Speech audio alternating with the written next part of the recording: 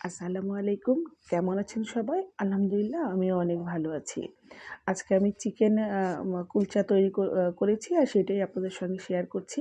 তো এখানে আমি ৫০০ গ্রাম ময়দা নিয়েছি। আর এই ময়দার ভিতরে আমি ১ চা চামচ চিনি আর ১.৫ চা চামচ লবণ দিয়ে ভালো করে শুকনো ময়দাটাই আমি ভালো ভালো করে মেখে নিচ্ছি।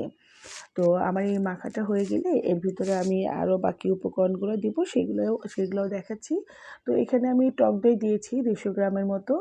আর টক দইটা খুব ভালো করে ফেটিয়ে নিয়েছি যেন একটু মসৃণ হয়ে যায়। আর টক দই দেওয়ার পরে আমি এখানে ১/২ চা চামচ বেকিং সোডা আর ১.৫ চা চামচ বেকিং পাউডার দিয়ে আমি ৩ মিনিটের মতো মানে রেখে দেবো। এর ভিতর থেকে যখন বাবল উঠবে তখন আমি ময়দার সঙ্গে খুব ভালো করে মেখে নিব।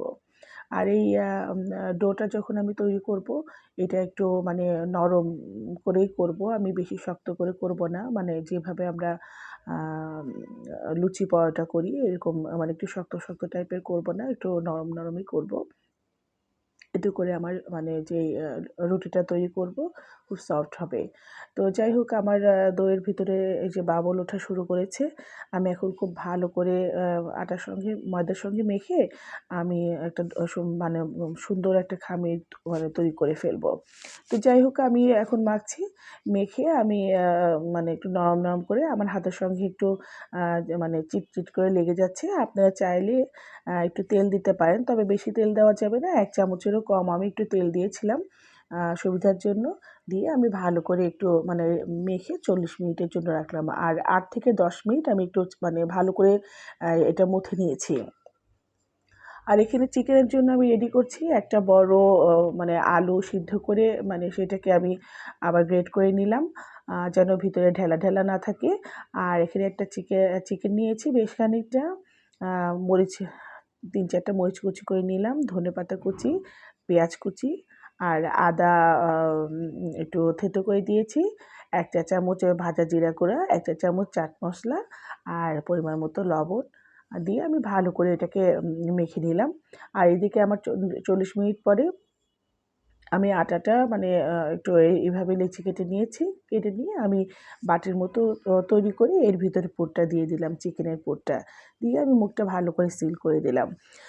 তো যাই হোক আমি এটা খুব ভালো করে মানে বাটিটা করতে পারি না। যেইভাবে পেরেছি দেখালাম আপনাদের।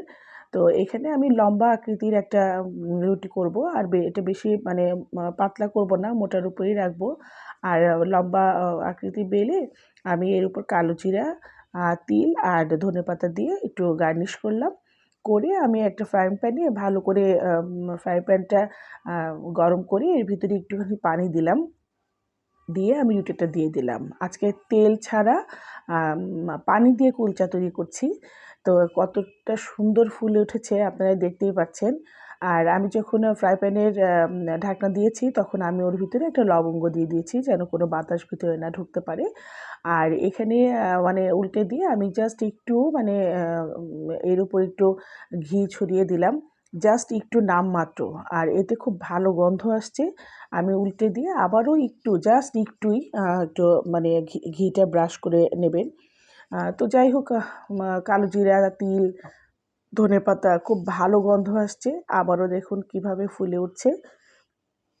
খেতেও খুব মানে মজা হয়েছে। আমার মেয়েকে ভেজে দিয়েছি একটা। সে খুব পছন্দ করে খাচ্ছে।